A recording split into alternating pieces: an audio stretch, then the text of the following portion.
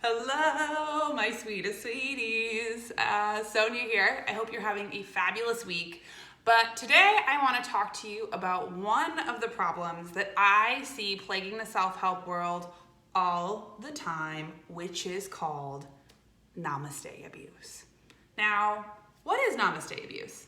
Namaste Abuse is when we use our tools, whether it's our spiritual tools, our life tools, as a way to sort of be extra critical of ourselves. The interesting thing is a lot of times when we come to this path of spirituality and learning, we have this ideal of who we're going to be in our minds, like this perfect person that if we sort of learn all the tools and do all the things and find our ways, and we're going to be like the most centered, grounded, loving, amazing, wonderful, wonderful, wonderful person, and life is just going to float by and we're going to have all the tools to navigate. But in reality, that's not true. And life is what it is. And a lot of times we can use Namaste Abuse as it's like kind of the most insidious way that we can be hard on ourselves, because it's this place of where we hold ourselves to this place of perfection.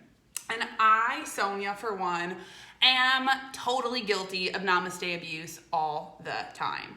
And a really interesting thing that happened to me this week that really sort of brought that to the forefront of my mind is I went to go hang out with my boyfriend who was finishing tour. I went to go pick him up, and I brought my favorite skirt with me. And so bring my favorite skirt, I wear it, I love how I'm feeling, my look, I'm like, oh, I'm so cute. Anyway, yesterday I get home, I am unpacking my stuff, and I realize that I left my favorite skirt at the hotel. So my first inclination is, all right, I'm gonna call the hotel, there's always a solution, and of course the hotel's like, we don't have it. And I'm like, yes, you do, you totally have my skirt. And they're like, nope, we don't, sorry. And it was interesting because, first of all, it's a skirt. It's not a big deal. But I am somebody who struggles with organization. I am always somebody who's been kind of all over the place. And as a kid, when I was in French school, I saw this so much because I was taught to write with a fountain pen, and from a very young age, and I was the kid who had ink all over my face and all over my clothes and all over my desk, and everybody sort of always had their stuff together. And how I sort of internalized that of this place of I'm a mess and I'm constantly a mess. And so when these places where I, work really hard and trying to be organized, I try and be grounded, but when these little things sort of happen, sometimes it can sort of get that place in me, that deep place in me that really believes that not only am I messy, but that I'm all over the place and that it's something that I'm always going to struggle with. And, the thing about not only spirituality, but also just in life is that we've really grown up in this system that doesn't allow us to make a lot of mistakes. And I find that this happens a lot, even when we're starting to learn how to tune into our intuition. A lot of times my clients ask me, well, how do I know if I'm right or wrong? And the interesting thing is it's not about right or wrong, good or bad. It's about what feels true. And a lot of times we feel that when we make mistakes, that we're gonna be punished.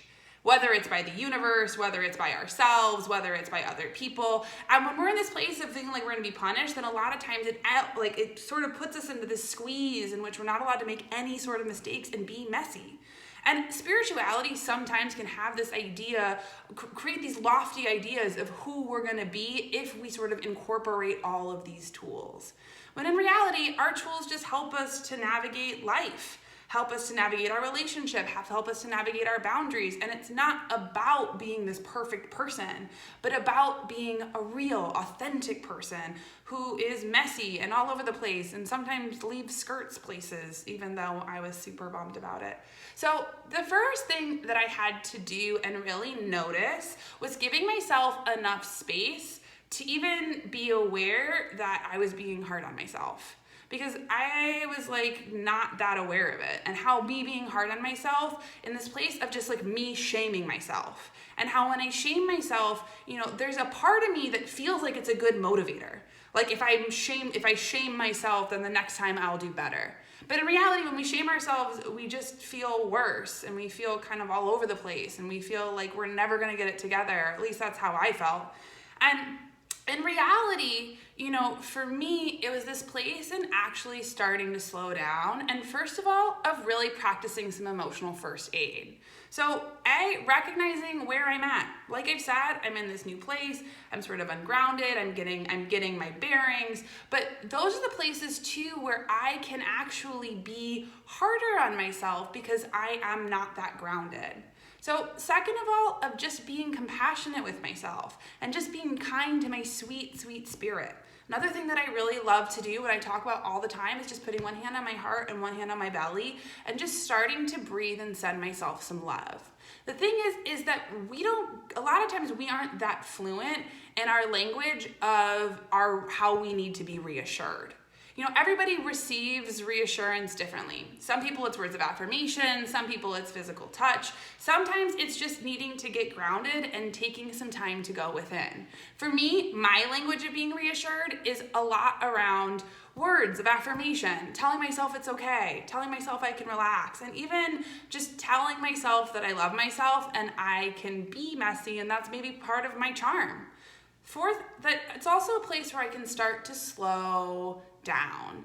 And also noticing what are the messages and what are the things that I can put down. Like, I don't have to necessarily carry all of that weight. And if I can mentally allow myself a little bit more room to breathe, then I can get grounded and be more gentle with my loving spirit and actually start to tune more deeply into my own intuition.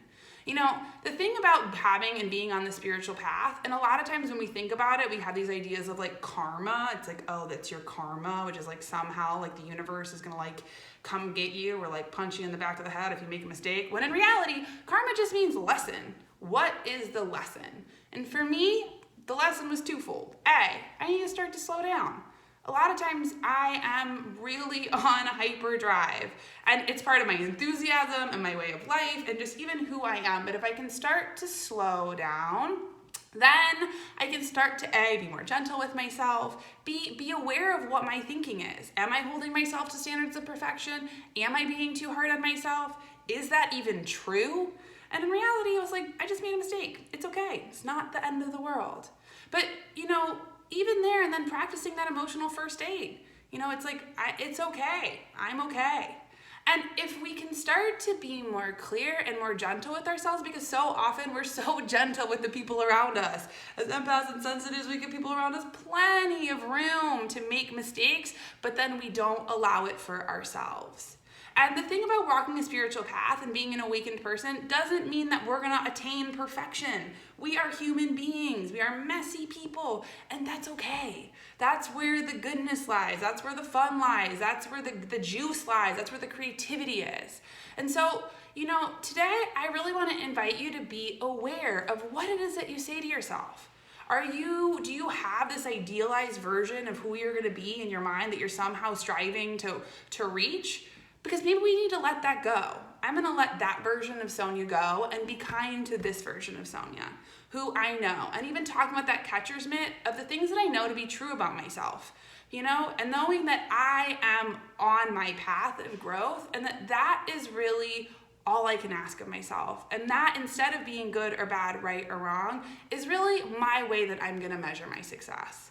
And also, too, in just being more gentle with myself, gentle when I make mistakes, and gentle when just others make mistakes. Because always we are our own worst critic. So that is my message for you today. Hopefully, pray maybe my skirt will show up, but also I've let it go.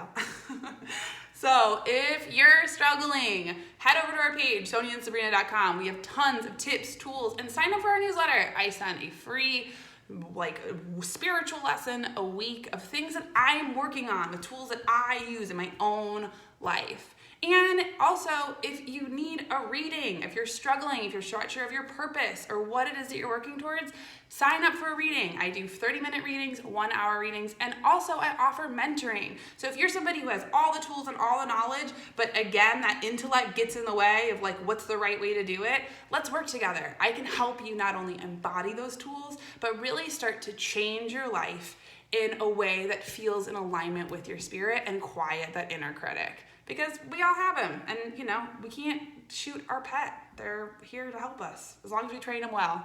All right, hope you're having a beautiful day. Love you. Bye.